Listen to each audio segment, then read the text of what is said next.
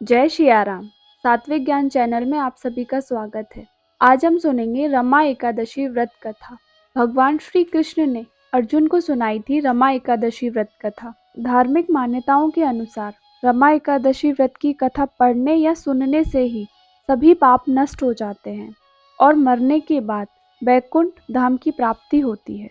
कार्तिक महीने में पड़ने वाली पहली एकादशी को रमा एकादशी के नाम से जाना जाता है। कहते हैं इस दिन व्रत रखने से मनुष्य को वैकुंठ लोक की प्राप्ति होती है। इतना ही नहीं, ये व्रत मनुष्य को उनके सभी पापों से मुक्ति दिलाता है। आइए सुनते हैं रमा एकादशी व्रत कथा।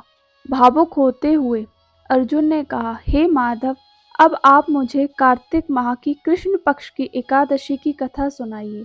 इस एकादशी का व्रत करने से किस फल की प्राप्ति होती है? कृपया करके यह सब विधान पूर्वक कहिए। भगवान श्री कृष्ण ने कहा, हे अर्जुन, कार्तिक माह की कृष्ण पक्ष की एकादशी का नाम रमा है। इसका व्रत करने से सभी पापों से मुक्ति मिलती है। इसकी कथा इस प्रकार से है। आदि काल में मुचुकुंद नाम के एक राजा थे। देवराज इंद्र, वरुण, कुबेर, विभीषण आदि उनके मित्र थे। वह बड़े ही सत्यवादी थे और भगवान के परम भक्त थे। राजा एकादशी का व्रत बड़े ही नियम से करते थे और उनके राज्य में सभी इसका विधि पूर्वक पालन किया करते थे।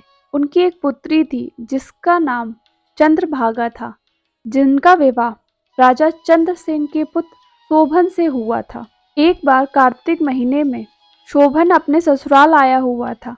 उसी समय रमा एकादशी का व्रत भी आ गया।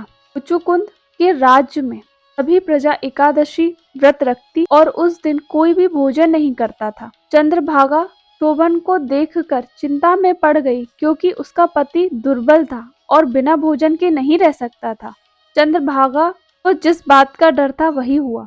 राजा ने आदेश जारी किया कि इस समय उनका दामाद राज्य में पधारा हुआ है, अतः सारी प्रजा एकादशी का व्रत करेगी। शोभन अपनी पत्नी के पास गया और बोला, हे प्रिय, तुम मुझे कुछ उपाय बतलाओ, क्योंकि मैं उपवास नहीं कर सकता। यदि मैं उपवास करूंगा तो मैं अवश्य ही मर जाऊंगा। पति की बात सुनकर चंद्रभागा ने कहा, हे स्वामी, मेरे पिता के राज्य में एकादशी के दिन कोई भी भोजन नहीं कर सकता। यहाँ तक कि पशु पक्षी तक अन्न और जल ग्रहण नहीं करते। फिर भला मनुष्य कैसे भोजन कर सकते हैं? यदि आप उपवास नहीं कर सकते तो किसी दूसरे स्थान पर चले जाइए, क्योंकि यदि आप यहाँ रहेंगे तो आपको व्रत करना ही पड़ेगा। पत्नी की बात सुन शोभन ने कहा, हे प्रिय, तुम्हारी राय उचित है, परंतु मैं व्रत से डरकर किसी दूसरे स्थान पर नहीं जाऊंगा। अब मैं व्रत अवश्य ही करूंगा, परिणाम चाहे कुछ भी हो। शोभन ने भी एकादशी का व्रत किया और भूख प्यास से अत्यंत व्याकुल होने लगा।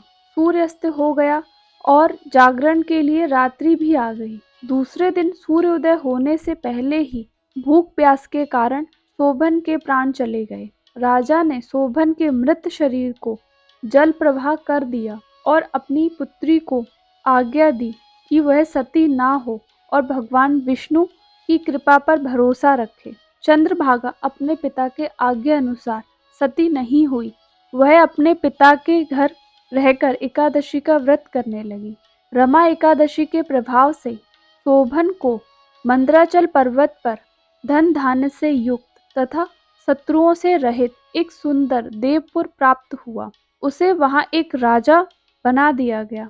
उसके महल में रत्न तथा स्वर्ण के खंभे लगे हुए थे।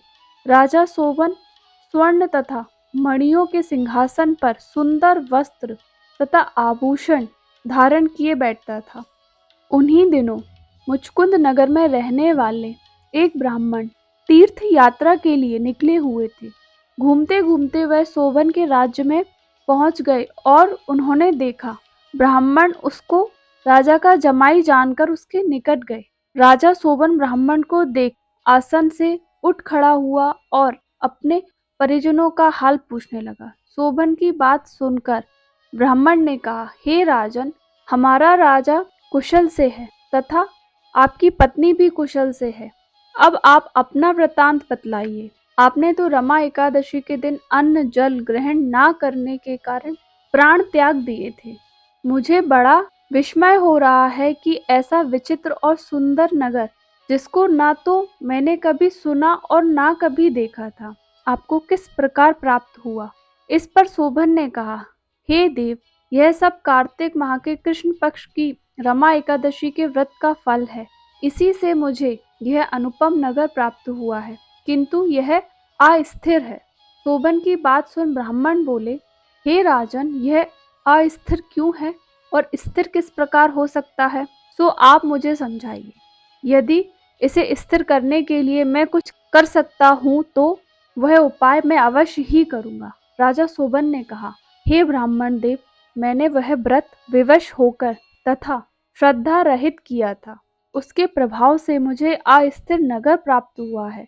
परंतु यदि आप इस वृतांत को मेरी पत्नी से कहेंगे तो वह इसको स्थिर बना सकती है।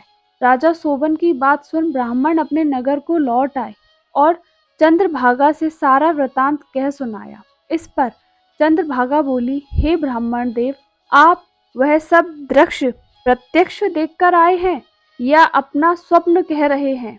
चंद्रभागा की बात सुन ब्राह्मण बोले, हे राजकन्या, मैंने तेरे पति शोभन तथा उसके नगर को प्रत्यक्ष देखा है, किंतु वह नगर अस्थिर है।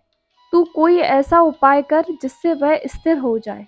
ब्राह्मण की बात सुन चंद्रभागा बोली, हे ब्राह्मण देव, आप मुझे उस नगर में ले चलिए। मैं अपने पति को देखना चाहती हूँ। मैं अपने व्रत के प्रभाव से उस नगर को स्थिर बना दूंगी।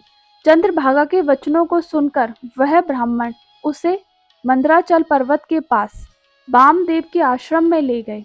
वामदेव ने उसकी कथा को सुनकर चंद्रभागा का मंत्रों से अभिषेक किया।